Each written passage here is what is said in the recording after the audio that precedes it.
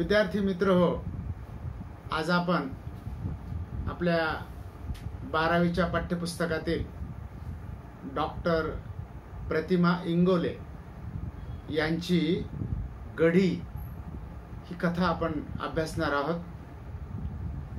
ही कथा अभ्यासण्यापूर्वी डॉक्टर प्रतिमा इंगोले यांचा परिचय आपण बघू। डॉक्टर प्रतिमा इंगोले यांचा जन्म अमरावती जिल्ह्यातील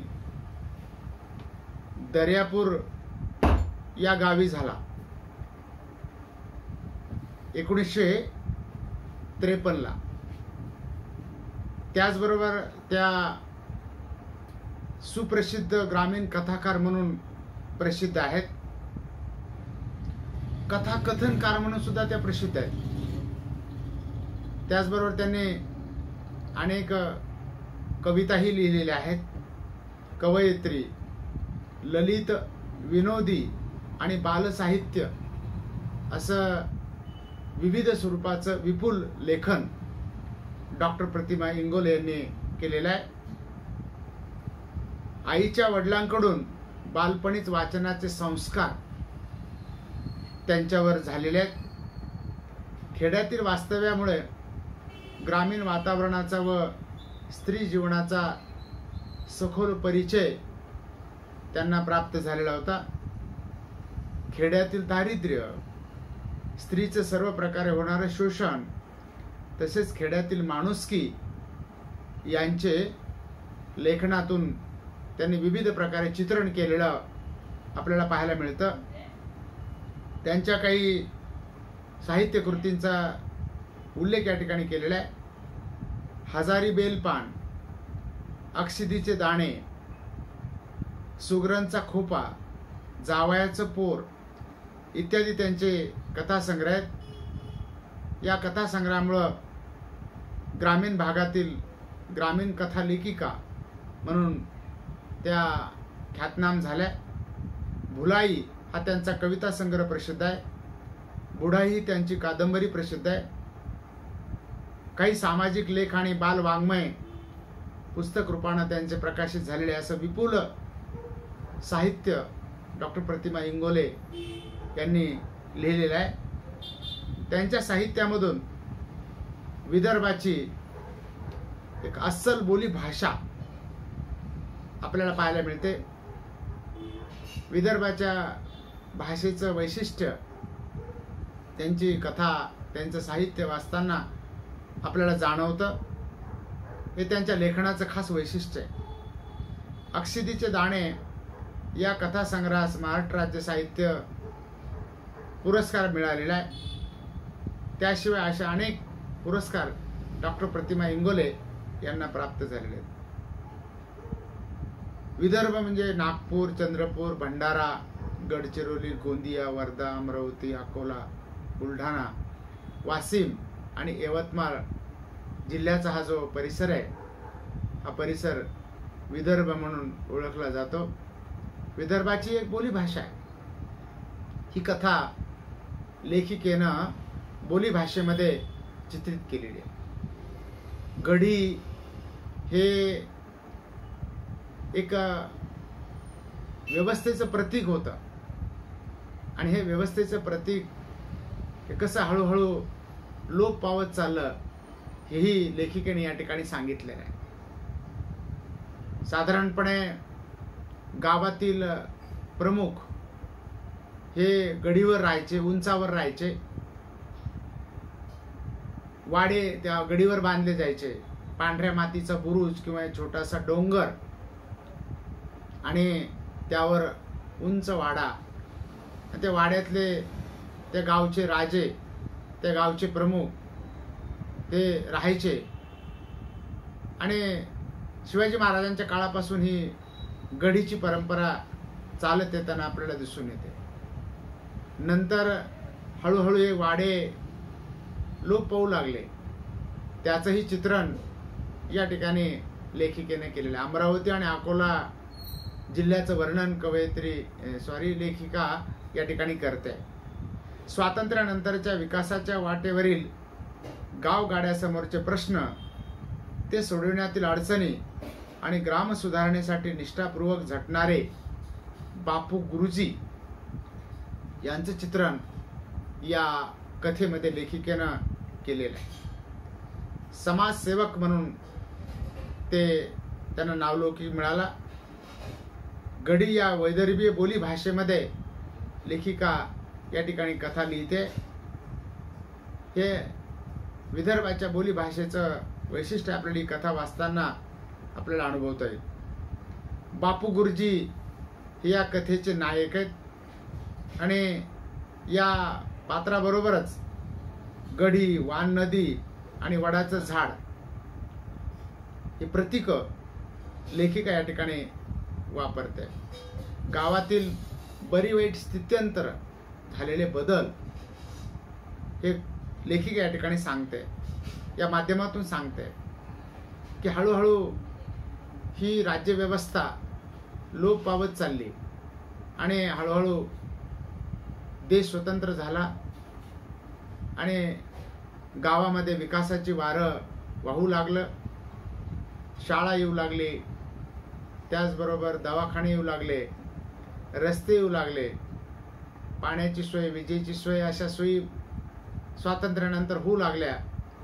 या गावामध्ये कशा प्रकारे बदल होऊ लागला आणि हे बापू गुरुजी गावची सेवा एक गुरुजी म्हणून, शिक्षक म्हणून कसे प्रामाणिकपणे पार पाडतात याचं विदर्भाच्या भाषेमध्ये लेखिकेनं हे जे वर्णन आहे, केलेलं वर्णन आहे, अतिशय जिवंत वाटतं. आणि त्या गावातले जे काही विकासाला विरोध करणारे, नावं ठेवणारे जे लोक आहेत, त्याचंही वर्णन लेखिकेनं या कथेमध्ये केलेलं आहे.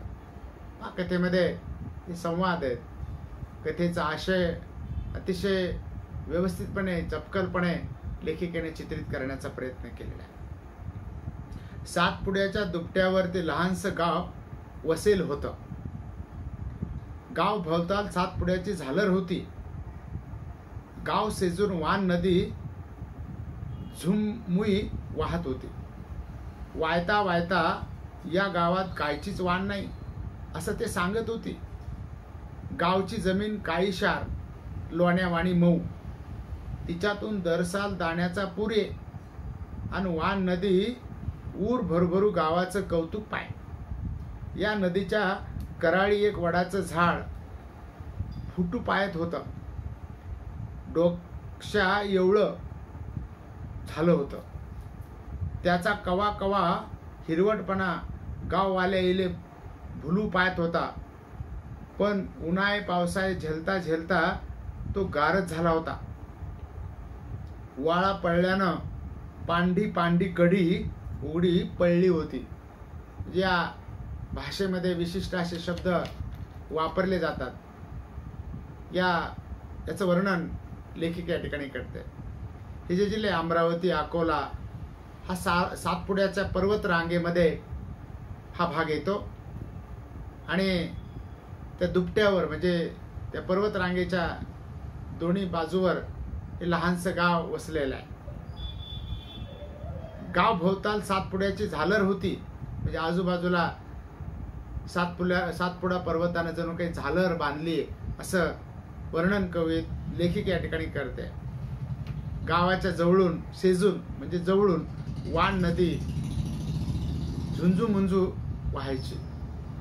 झुममुई म्हणजे झुंजू मुंजू, सकाळचं वर्णन लेखिका या ठिकाणी करते. वायता वायता या गावात कायचीच वान नाही असं ते सांगत होती. बघा, ती नदी वाहते आणि जणू काही समृद्धी सांगते. कशाचीच वान नाही. वान नाही म्हणजे समृद्धी, कमतरता नाही. जणू काही नदी म्हणजे समृद्धी आहे असं लेखिका या ठिकाणी वर्णन करते. गावची जमीन काळीशार, काळीशार म्हणते लेखिका, लोण्यावाणी मऊ, लोण्यासारखी, आणि तिच्यातून दरसाल दाण्याचा पुरे, दाणे म्हणजे धान्य यायचं, आणि वान नदी ऊर भरभरू गावाचं कौतुक पाय. गावामध्ये समृद्धी आहे असं त्या वान नदीला वाटायचं. या नदीच्या कराळी, त्या नदीच्या कडेला त्या ठिकाणी एक वडाचं झाड फुटू पाहत होतं. डोक्या एवढं म्हणजे डोक्यापर्यंत ते झाड वाढलेलं होतं. त्याचा कवा कवा म्हणजे कधी कधी हिरवटपणा गाववाल्या लोकांना त्या ठिकाणी भुलू पाहत होता. त्या झाडानं, त्या गावानं अनेक उन्हाळे पाहिले, पावसाळे पाहिले. झेलता झेलता तो गारच झाला होता. ते वडाचं झाड वाळा पडल्यानं पांडी पांडी गडी उघडी पडली होती. वाडा म्हणायच्या ऐवजी वाळा म्हटलेलं आहे. ते शब्द विदर्भामध्ये तशा प्रकारे उच्चारले जातात. पांढरी पांढरी म्हणायच्या पांढी पांडी असा शब्द लेखिका वापरते. उघडी ड वापरायच्या ऐवजी ल या विदर्भाच्या बोली भाषेमध्ये बोललं जातं. आज त्या गावात धामधूम सुरू होती. भोंगा वाजत होता. जो तो आज आनंदात होता. काऊन का त्या गावाले साजरं गाव म्हणून मान भेटला होता. साजरं गाव म्हणजे आदर्श गावाचा पुरस्कार त्या गावाला मिळालेला होता. त्या गावामध्ये वाद्य वाजत होते. गावातील लोकांना आनंद वाटत होता. आज ज्याच्या त्याच्या तोंडी हेच गोठ होती. वान नदी भरूभरू वाहत होती. तिच्या कराळीवरला वड फुलू पाहत होता. बघा, एक आदर्श गाव निर्माण करणं ही साधी सोपी गोष्ट नाही. त्यासाठी बापू गुरुजींनी किती कष्ट घेतलेले आहेत हे पुढं लेखिका सांगते. बापू गुरुजी बैठकीतल्या त्याच्या पलंगावर बसेल होते. आज त्याले कार्यक्रमाचं आवर्तन होतं. याच कार्यक्रमात गाववाल्यानं त्याचा सत्कार करायचं ठरवलं होतं. पण बापू गुरुजीले त्याचं काहीच वाटत नव्हतं. पण आज राहू राहू त्याले झाल्या गोटी सतावत होत्या. उभा जलम त्याने गाववाल्याची सेवा केली होती. त्याच्यासाठी रगत आटवलं होतं. आज मातर वान नदी वाणी त्याचा ऊर भरभरून येत होता. एक एकच गोट त्याले आठवत होती. बघा, विदर्भाच्या बोली भाषेमध्ये एक एक शब्द, एक एक वाक्य एक चपकलपणे लेखिकेनं चित्रित केलेलं आहे. ते त्यांच्या बैठकीमध्ये बसलेले आहेत. पूर्वीच्या काळी असं एक वाडा, मोठं बैठक, असा दिवाणखाना त्या ठिकाणी असायचा आणि त्या पलंगावर ते बसलेले होते. त्यांना कार्यक्रमाचं आवर्तन होतं. आवर्तन म्हणजे आमंत्रण. आणि याच कार्यक्रमात गावकऱ्याने त्यांचा सत्कार ठेवलेला होता. सत्काराचं त्यांना काहीच वाटत नव्हतं. म्हणजे यशानं ते कधी हुरळून जात नव्हते आणि त्याला झालेल्या गोष्टी सतावत होत्या जीवनामधल्या. उभा जन्म त्यांनी गाववाल्याची सेवा केली होती. त्याच्यासाठी रगत आटवलं होतं. रगत म्हणजे रक्त त्यांनी आटवलेलं होतं. आणि वान नदी वाणी त्यांचा ऊर भरभरून येत होता की मी एवढे कष्ट केले. एक एकच गोष्ट त्याला आठवत होती म्हणजे आठवत होती. गोठ म्हणजे गोष्ट. बापू गुरुजीच्या लहानपणी गावात शाळा नव्हती म्हणजे नव्हती.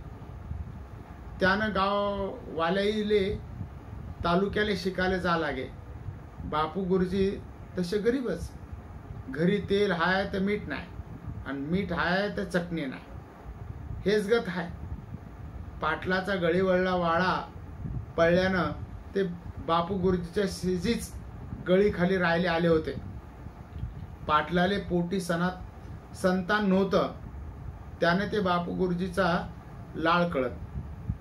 त्यानेच बापू गुरुजीच्या बापाले म्हणलं होतं, परबतराव पोट्ट हुशार दिसते, त्याले शाळेत टाका. शाळेत म्हणजे शाळेत. बघा, बापू गुरुजीच्या लहानपणी म्हणजे ही स्वातंत्र्यपूर्व काळातील आणि स्वातंत्र्योत्तर काळातली घटना आहे. त्या ठिकाणी लेखिका चित्रण करते. त्यांच्या लहानपणी गावामध्ये शाळा नव्हती आणि मग गावातील लोकांना तालुक्याच्या ठिकाणी शिक्षणासाठी जावं लागायचं. शिकायला जावं लागायचं. बापू गुरुजी त्यांची गरिबी असायची. घरी तेल हाय तर मीठ नाही म्हणजे खाण्याचे वांदे होते. मीठ हाय तर चटणी नाही. आणि अशा काळामध्ये पुन्हा लेखिका सांगते की पाटलाचा जो गळीवरला म्हणजे गढीवरला उंचावरला गावातील ते उंच ठिकाण, बुरुजावर पांढऱ्या मातीचा बुरुज किंवा उंच डोंगरावर ते त्या ठिकाणी गावातील त्या प्रमुखाचं घर असायचं. त्यांचा वाडा पडल्यामुळं ते बापू गुरुजीच्या शेजारी येऊन राहू लागले. त्या पाटलाला गावचा कारभार पाहणारे प्रमुख पाटील असायचे, त्यांना पाटील म्हटलं जायचं. आणि पाटील ही पदवी होती, जो प्रमुख असेल गावचा तो पाटील. त्यांना पोटी संतान नव्हतं. संतान म्हणजे त्यांना पुत्रप्राप्ती नव्हती. आणि मग ते बापू गुरुजीचा लळा लावायचे. बापू गुरुजीला ते पाटील त्याच्या वडिलाला म्हणू लागले, ते पाटील म्हणू लागले की परबतराव, या तुमचा पोरगा हुशार दिसतोय, त्याला शाळेत टाका. पाटील, चटणीवर तेल सापडत नाही गरीबाले आणि शाळेचा खर्च कोण करील? ते परबतराव म्हणजे बापू गुरुजीचे वडील म्हणतात की आमची गरिबी आहे, चटणीवर तेल सापडत नाही, मग आम्ही कसं शिकवावं मुलाला? अरे मी बसेल हाव ना, तुले काय वाटलं? मी कोळलंच म्हणतो. म्हणजे बघा, मी कोळलं म्हणजे सर्वस्व ती जबाबदारी त्या बापू गुरुजीच्या शिक्षणाची ते पाटील घेत आहेत. मी बसलेलो आहे ना, तुले काय वाटलं? मी सगळं ते स्वीकारतो असते म्हणतात. आणि बापू गुरुजी तालुक्याला गेले होते, त्याच्या बाबतीत तेच फक्त इतके शिकेल होते, पण शिक्षण होता बरोबर त्याला गावची ओढ लागली होती. त्याच्या वर्गातले त्याचे सारे गळी दूर शहरात नोकरीला लागले होते. बापू गुरुजीले ते हसत होते. त्या काळामध्ये पटकन नोकरी लागायची, कारण शिक्षणाचं प्रमाण कमी होतं. साधारणपणे स्वातंत्र्यपूर्व काळ आणि स्वातंत्र्यानंतरचा काही कालखंड आहे, ते वर्णन लेखिकेने या ठिकाणी केलेले आहे. त्याच्या व्यक्ती तेच फक्त त्यांच्या इतके शिकलेले होते. आणि शिक्षण झाल्याबरोबर त्यांना गावची ओढ लागली. त्यांच्या वर्गातले जे मित्र होते ते मित्र अनेक ठिकाणी नोकरीला लागले आणि बापू गुरुजीला ते हसू लागले. बापू गुरुजी मात्र शाळेमध्ये गावामध्ये रमले. अरे काय पडलं आहे त्या नसत्या गोठीत, म्हणे आपण शिकलो तर गावाले सुधारले पाहिजे. अरे तू लाख सुधारशील, पण गाववाले ते सुधारले पाहिजे. बघा, इतर शिकलेल्या त्यांच्या वर्गमित्रांचा हा विचार लेखिका या ठिकाणी सांगते की शिक्षण घेऊन गावामध्ये सुधारणा कुठं होऊ शकते का? काय पडलं त्या गोष्टीमध्ये? आणि आपण शिकलो तर गावाला सुधारायला पाहिजे. अरे तू लाख सुधारशील, आपण सुधारण्याचा प्रयत्न करू, पण गावातील लोकांनी सुधारणा स्वीकारल्या पाहिजे, असं त्यांच्या मित्राचं मत आहे. हे पाय, आपलं कर्तव्य आपण करावं. अरे पोटासाठी तर नासूकला हळ्याई पिंडाले झोमते, मग आपणही शिकल्या सवरल्याचं तेच करावं काय? बघा, लोक सुधारू किंवा न सुधारू, गाव सुधारेल किंवा नाही सुधारेल, पण आपण मात्र आपलं गाव सुधारण्याचं कर्तव्य केलं पाहिजे, असं बापू गुरुजींना वाटत होतं. त्याचं उदाहरण या ठिकाणी देत आहेत की पोटासाठी नोकरी करणं ठीक आहे, पण पोट तर कोणी भरू शकतं. त्याचं उदाहरण सांगितलं की नाशिकला हळ्याई पिंडाले झोमते. हळ्याई म्हणजे कावळे, पिंडावर कावळे पडतात, तुटून पडतात. अन्न तर कुठे भेटेल पोटाला? मनुष्यच असा आहे की तो पोटासाठी धडपड करतो. कुठलाही प्राणी पोटासाठी धडपड करत नाही, पण कोणीही उपाशी राहत नाही. मग आपण शिकल्या सवरलेल्या लोकांनी तेच करावं का? पोट भरण्यासाठी नोकरी करावी का? असा बापू गुरुजींचा विचार आहे. बापू गुरुजीनं कोणाचंच ऐकलं नाही. त्याने हरेक प्रकारे गावात शाळा उघडली आणि मास्तर म्हणून काम पाहणं सुरू केलं. तालुक्याला जाणाऱ्या हरेकच पोराचं नाव पटावर दाखल होऊ लागलं आणि गावच्या भाग्याचं एक एक सपन गुरुजीच्या डोळ्यात फुलू लागलं. वान नदीची त्याले संगत होती. रोज त्याले नदी हुरूप देत होती. या नदीनंच लहानपणी तिच्यात पोयता पोयताच त्याले गावच्या कळवळ्याचं वाण दिलं होतं. आता तिच्या कराळीचा वळ मोठा झाला होता. त्याले पारंब्या फुटू पाहत होत्या आणि गावातली गडी उन्हाळ्या पावसाळ्याशी झुंजत होती. वावटळीत ठाण मांडून उभी राहत होती.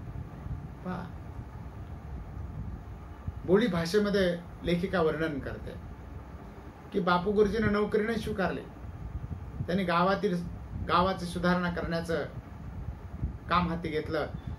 त्या काळामध्ये ग्रामीण भागामध्ये शिक्षणाच्या सोयी नव्हत्या आणि त्याईनं हर एक प्रकारे गावात शाळा उघडली त्यांनी, शाळा म्हटलेल्या, आणि मास्तर म्हणून त्यांनी स्वतः शिक्षक म्हणून काम करायला सुरुवात केली. तालुक्याच्या ठिकाणी जाणाऱ्या प्रत्येकाचा मुलगा त्या शाळेमध्ये दाखल होऊ लागला आणि त्या बापू गुरुजींना त्यांचे भविष्य दिसू लागलं, त्यांचं भाग्य दिसू लागलं. गुरुजीच्या डोक्यात ते भाग्य फुलू लागलं आणि ती वान नदी त्यांना सांगायची, नवा हुरूप त्यांना द्यायची. नदीनेच लहानपणी पोहता म्हटलेलं आहे, पोहता गावच्या कळवळ्याचं वाण दिलं होतं की त्यांना वाटायचं लहानपणी त्या नदीमध्ये ते पोहायचं. त्या कराळीचा वळ मोठा झाला. कराळी म्हणजे ते काठ, आणि त्याले पारंब्या फुटू लागल्या. वळ म्हणजे काठेवर नदी तीरावर असलेलं वडाचं झाड, वळ म्हटलेलं त्याला. तो मोठा होऊ लागला, त्याला पारंब्या फुटू लागल्या आणि ती गावातील गडी मात्र उन्हा पावसाची झुंज देत होती. गावातले पाटील ज्यांनी सुधारणा करायला पाहिजे होत्या त्यांचंच त्या ठिकाणी पडझड सुरू झालेली होती.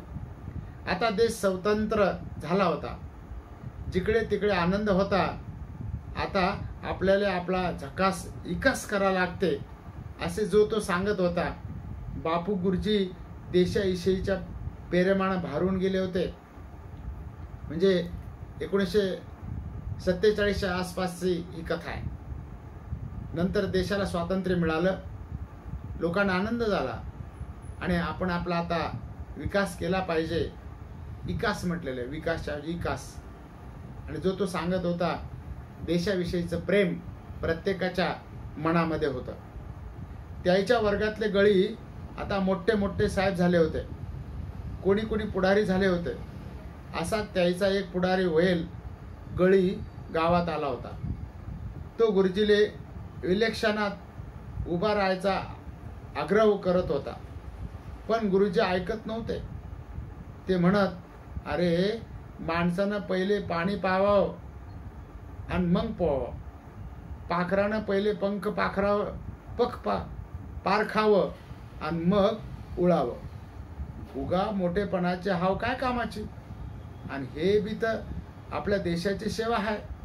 आपण तर पक्क ठरवलं आहे का आंधी लगीत शाहीचं म्हणजे शाळेचं. बघा त्याच्या वर्गातले, बापू गुरुजीच्या वर्गातले अनेक मुलं शिकले, मोठे साहेब झाले, मोठ्या पदावर गेले, काही पुढारी झाले.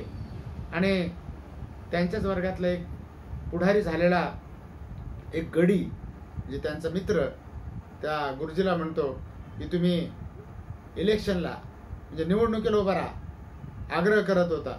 पण गुरुजी मात्र ऐकत नव्हते. त्यांना गावची समाजसेवा करायची, गावाचा विकास करण्याचा ध्यास त्यांनी घेतलेला होता. म्हणून त्याबद्दल ते म्हणतात की माणसानं पहिले पाणी पावावं आणि मग पोहावं.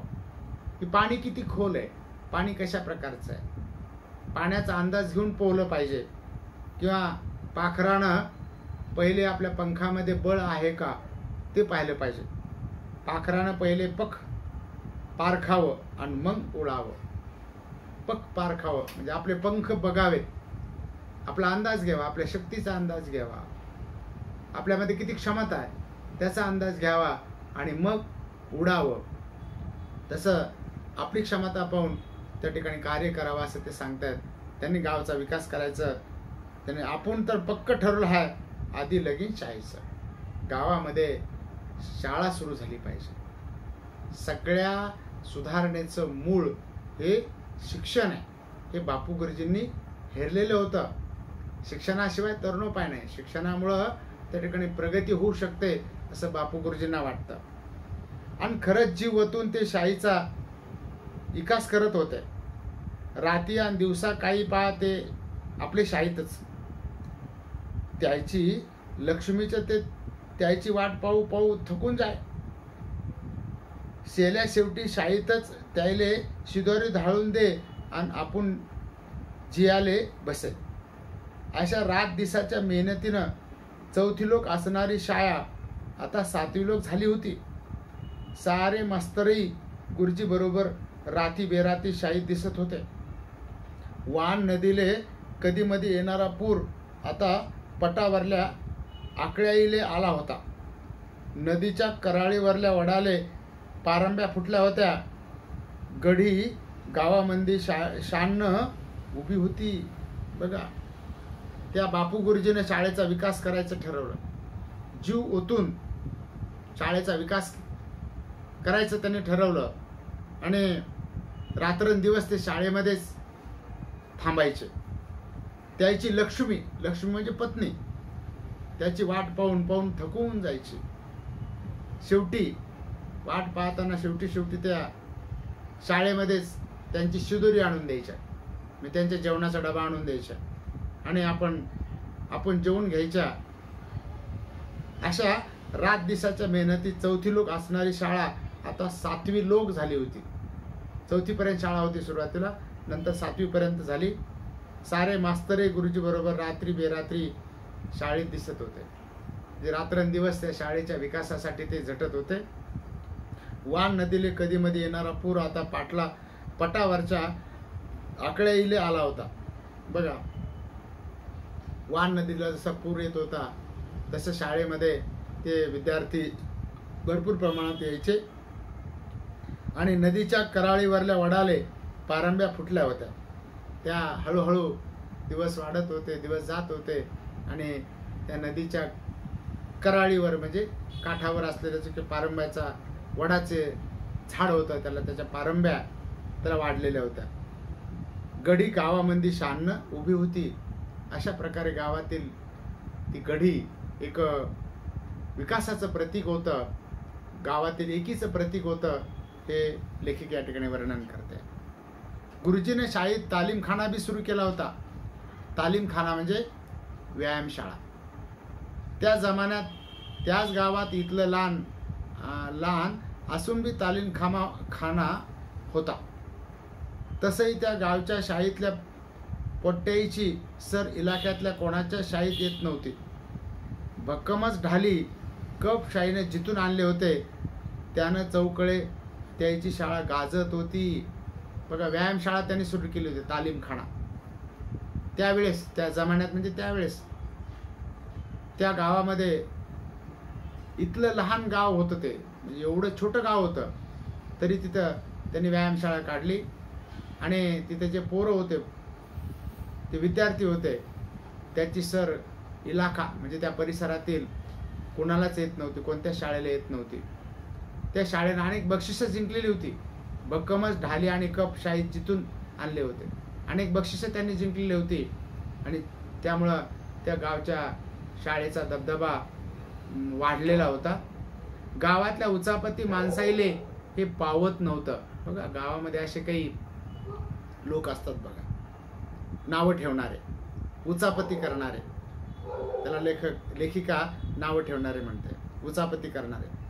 आणि मलेपा आणि फुलवा हे त्याचं धोरण होतं. नाही काही साधलं तर निदान जळताळेपणा करायला काय घोर आहे. कुठे गाळ कुठे उपळ हे त्याचे धंदे सुरू होते. गुरुजीने काही केलं का त्याले विरोध करायचाच. मग ते गोट किती काही साजरी असे ना, हेच त्याने ठरवलं होतं. बघा, गावातील काही लोकांचा चांडाळ चौकडी असते बघा गावामध्ये. हा काही लोकांचा धंदाच असतो, उचापती करणे. आणि आपण सगळे श्रेष्ठ आहोत, विनाकारण काही करणं तर नाहीये, पण नावं ठेवणारे काही लोक असतात. करणाऱ्याला प्रोत्साहन देणार नाहीत पण प्रत्येक गोष्टीत चुका शोधणारे काही गावात लोक असतात आणि त्यांचं ते धोरण होत असं लेखिका म्हणते.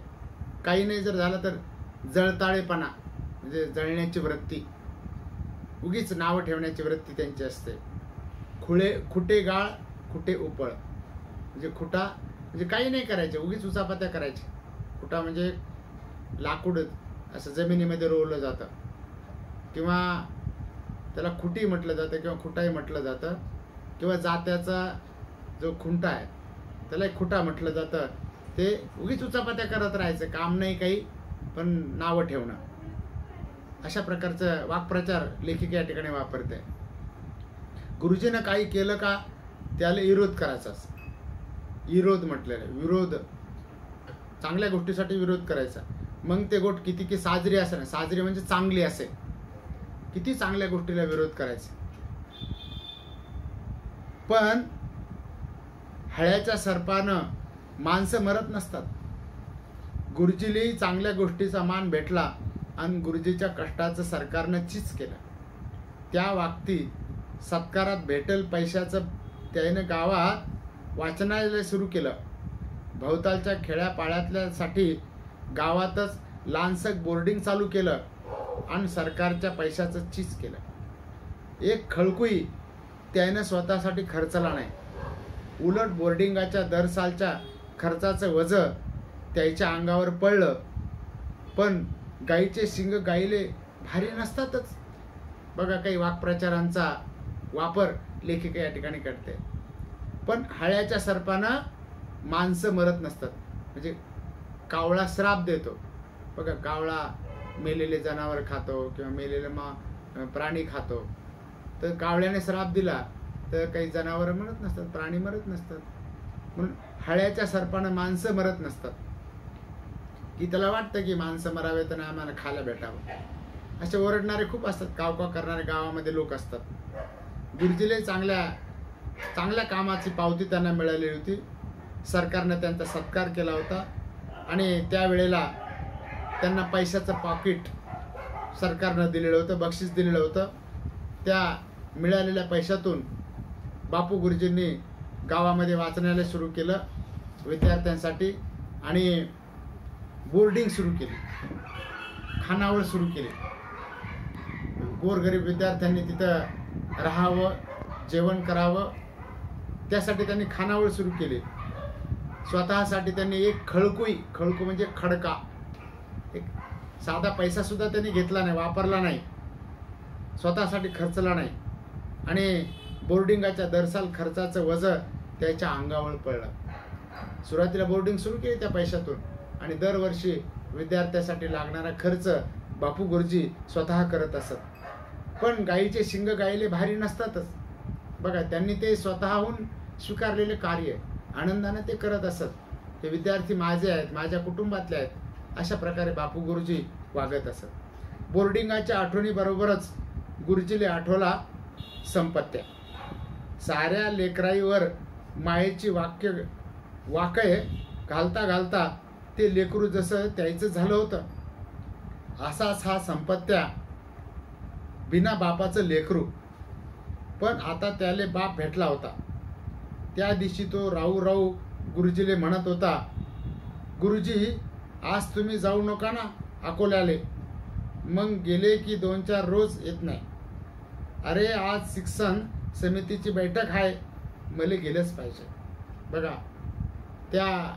त्यांच्या बोर्डिंगमध्ये त्या बोर्डिंगमध्ये त्यांना आठवण झाली. तिथे एक विद्यार्थी होता संपत नावाचा आणि तो बिन बापाचा होता. त्याला वडील नव्हते आणि त्याला माया लावण्याचं काम बापू गुरुजींनी केलेलं आहे. त्याला बाप भेटला. वडिलाप्रमाणे त्या संपतचं संगोपन बापू गुरुजींनी केलेलं आहे. तो बापू गुरुजींना म्हणतो एकदा की अकोल्याला जाऊ नका आणि मग तुम्ही जर अकोल्याला गेला तर 2-4 दिवस येत नाहीत. तर बापू गुरुजी म्हणतात की आज शिक्षण समितीची बैठक आहे, मला गेलं पाहिजे. आणि त्याच रोजी हा संपत्त्या उभ्या पटकीने गेला होता. गावात डागदर नव्हता.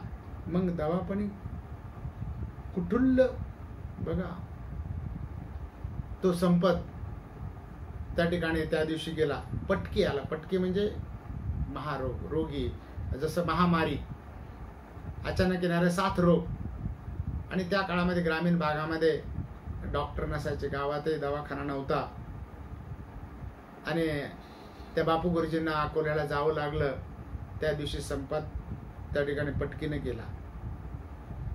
संपत्त्या, तुले मी दवापाणी नाही देऊ शकलो रे, असं म्हणत येता बरोबर गुरुजी धाय लढले होते म्हणजे रडले होते. तुला मी औषध पाणी देऊ शकलो नाही. त्या बाबतीत त्याने या गावात दवाखाना झालाच पाहिजे याची खुणगाठ बांधली होती. आजही संपत्त्याच्या आठवणीनं त्याच्या मनात गलबलून आलं होतं. त्याच्या कराळीवर पाण्याची धुवारी पसरली होती. संपत्त्यानंच पहिल्या सुट्ट्या त्याला नाराज केलं होतं, पण तरी ते हिम्मत बांधून उठले होते. वान नदीले पूर आलता, पार गडी लोक तो टेकला होता, पण तरीही गडी तग धरून होती आणि वान नदीच मग माग फिरलं होती. बघा, गडी हे गावाच्या विकासाचं प्रतीक होतं. गावातील लोकांनी किती विरोध केला तरी गावातील ते प्रमुख ते गावाचा विकास करायचे. आणि तसं चित्रण या बापू गुरुजीचं लेखिकेने केलेलं आहे. ते बापू गुरुजीला दुःख होतंय संपत गेल्याचं, आणि ते धाय मोकलून रडू लागले. त्या गावामध्ये दवाखाना पाहिजे, अशा प्रकारे कोणाला मरण येता कामा नये असं बापू गुरुजींना वाटायचं. त्यांना गलबलून आलं, त्यांना दुःख होऊ लागलं. आणि डोळ्याच्या कराळीवर म्हणजे डोळ्याच्या कडेला पाण्याची धुवारी पसरली होती. त्यांचे डोळे पाणावले होते. आणि संपत्त्यानंच पहिल्या सुट्ट्या त्याला नाराज केलं होतं. म्हणजे गावामध्ये दवाखाना पाहिजे हे संपतच्या माध्यमातून त्याला सुचवलेलं होतं.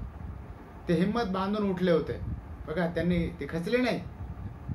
जसं वान नदीले पूर आला होता, पार गडीलो पूर आला होता. म्हणजे ज्याप्रमाणे नदीला पूर आला, नदी त्या ठिकाणी अनेकांना घेऊन जाते, अनेक जण वाहून जातात, तसं त्या ठिकाणी हे खचून न जाता त्यामध्ये तग धरून होते गडीच्या प्रतीकाप्रमाणे. गावात पोस्ट आणण्यासाठी त्यानं कितीतरी कोशिश केली होती. बघा, गावामध्ये पोस्ट ऑफिस नव्हतं. गावातील लोकांना त्या ठिकाणी संदेश मिळत नव्हते नातेवाईकांचे. उन्हाळ्यातल्या तपेल फुफुटातून पायस तालुक्याला कितीतरी चक्रा मारल्या होत्या. त्याच्या इथे बैल जोडी नव्हती आणि कोणाले मागांची त्याची दानते नव्हती. त्यानं मग पायी जाणं भाग होतं. आणि शाहीच्यानं उन्हाळ्यात शिबीत रिकामपणे नव्हतं, पण त्याच्या चक्रा कारणी लागल्या होत्या. गावाले पोस्ट भेटलं होतं. बघा, गावामध्ये सुधारणा करण्यासाठी शाळा पाहिजे, ती त्यांनी उघडली. त्याचबरोबर त्यांनी व्यायामशाळा काढली मुलांसाठी, बोर्डिंगची व्यवस्था केली, दवाखान्याची व्यवस्था केली, आणि आता पोस्ट ऑफिस उघडलं. सतत त्याच्या मंजुरी आणण्यासाठी त्यांना तालुक्याला जावं लागायचं. त्यांच्याकडं बैल जोडी नव्हती, पायी ते जायचे आणि कुणाला ते मागत नसत. ताणत म्हणजे ताणशूरपणा त्यांच्याकडे नव्हता, ते मागत नव्हते. त्या ठिकाणी स्वावलंबी होते, ते स्वाभिमानी होते. आणि गावामध्ये शाळेचं कामकाज ते पाहायचे. त्यामुळं त्यांना वर्षभर सुट्टी भेटत नव्हती. उन्हाळ्याच्या सुट्टीमध्ये ते सगळे कामं करायचे, तालुक्याला चक्रा मारायचे. त्यामुळं गावामध्ये पोस्ट ऑफिस आलं, गावातील सुधारणेमध्ये भर पडली. पण गावातल्या उचापत्याले ते कसं सैन होईल? गावातील जे उचापती करणारे, नावं ठेवणारे जे लोक आहेत, त्यांना मात्र ते सहन होत नाही. आणि त्याने साऱ्या गावात सांगून सुरू केलं, आपण आज लोक मर्याच्या बातमीशिवाय कोणाला चिठ्ठी पाठवली काय नाही ना. मग आताही आपल्या हे पोस्ट काहीच कामाचं नाही. गावातील लोकांना गावामध्ये पोस्ट ऑफिस आलेलं आवडत नव्हतं. आणि ते म्हणतात की गावातील लोकांच्या बातम्या आपण बाहेर पाठवल्या. कोणत्या पाठवल्या? गावात कोणी मेलं, मरण पावलं तर त्याची बातमी पाठवलेली, म्हणजे त्या काळामध्ये माणूस पाठवला जायचा, निरोप दिला जायचा आणि त्या माणसाबरोबर चिठ्ठी दिली जायची, तेवढंच काम केलं. तसंच पोस्टाचं काम काही फार महत्त्वाचं नाही किंवा पोस्ट ऑफिस गावामध्ये गरजेचं नाही असं गावातील उचापत्या करणाऱ्या लोकांना वाटू लागलं. आणि लोकायला ते खरं वाटत होतं, कारण का आज लोक त्या गावात लेकराची गुळी आणि मरणाची चिठ्ठीच फक्त येत होती. म्हणून गावात पोस्ट येऊन बी किती दिवस कोणीच पत्र नेत नव्हतं आणि खपच नाही म्हणून वरून या गावाला पोस्टाची जरूर नाही असं म्हणलं जात होतं. बघा, ते एका परीनं खरंच होतं, कारणही तसंच होतं. गावामध्ये त्या ठिकाणी दोनच बातम्या मिळायच्या, एक म्हणजे जन्माची बातमी आणि एक मृत्यूची बातमी. लेकराची गुळी म्हणजे गुळी म्हणजे गुळ वाटायचा, किंवा त्याला आता खेड्यामध्ये साखरपान वाटतात. म्हणजे एखाद्या कोणा नातेवाईकाला माहेरी आलेल्या मुलीला जर त्या ठिकाणी मूल झालं तर ते सासरी निरोप दिला जायचा आणि त्या माहेरामध्ये साखरपान वाटले जायचे किंवा त्या सासरमध्ये साखरपान वाटले जायचे. गावात पोस्ट येऊन सुद्धा एवढंच घडायचं की मरणाची बातमी जायची किंवा जन्माची बातमी जायची. आणि मग इतर पत्राचा खप होत नव्हता. पूर्वीच्या काळी हाताने लिहून पोस्टामध्ये पोस्ट कार्ड किंवा आंतरदेशीय पत्र पाठवले जायचे, ते काही होतच नव्हतं. म्हणून अधिकारी लोक सुद्धा म्हणायचे तुमच्या गावामध्ये इतर काही पोस्ट ऑफिस उपयोगच होत नाही, म्हणजे पोस्ट ऑफिस बंद केलं पाहिजे. गुरुजीले मात्र या गोठीचं दुःख होत होतं. त्याच्या भळ्या मोठ्या कपाळावर दुःखाच्या रेषा उमटत होत्या. मायच्या वाणी त्याचा जीव अंदरल्या अंदर लोळे लोळत होता. त्याला वाटे चाल होय रे पोरा आणि वय रे ढोरा अशी त्या लोकांची गत आहे. आपण भलतं कायच्यात आहे हेही त्या लेकराले काहून कळत नसेल. आता मात्र कधी कधी त्याला विचारल्यावानीच वाटत राहे. अंगणात उभं राहून ते गळीच्या इकडे पाहत. एवढी भक्कम गढी पण उन्हाळ्या पावसाळ्यापुढे तिनं आता हात टेकले होते. नाही म्हणलं तरी आता ते काठाकाठानं खचत चालली होती आणि गाववाल्याले तेच पाहिजे होतं, कारण गडी खचली का त्याले पांढरी माती भेटत होती. बापू गुरुजीले आजकाल उदास वाटत होतं. त्याचं चित कायच्यात लागत नव्हतं. त्याची पहिलीची उमेद जशी कणाकणानं खचत होती, पण ते तिले सावरत होते. गावाबद्दलची कळकळ त्याले सतावत होती. वान नदीले आता गावाजवळच डो पडला होता आणि तिच्या कराळी वडाच्या पारंब्या आता भुईत धसत होत्या. मोकाट ढोराईले आता नदी कराळी सावळी झाली होती अन आधीमधी गावातले रिकामे पोट्टे खेळाले आले म्हणजे त्या वडाखाली बसत होते, त्याच्या पारंब्याले लमकत होते. विद्यार्थी मित्र, ही कथा आणखी थोडी आहे. हा परिच्छेद आणि या पुढचा भाग जो आहे हा आपण दुसऱ्या भागामध्ये बघणार आहोत. आज इथं आपण थांबूया. धन्यवाद.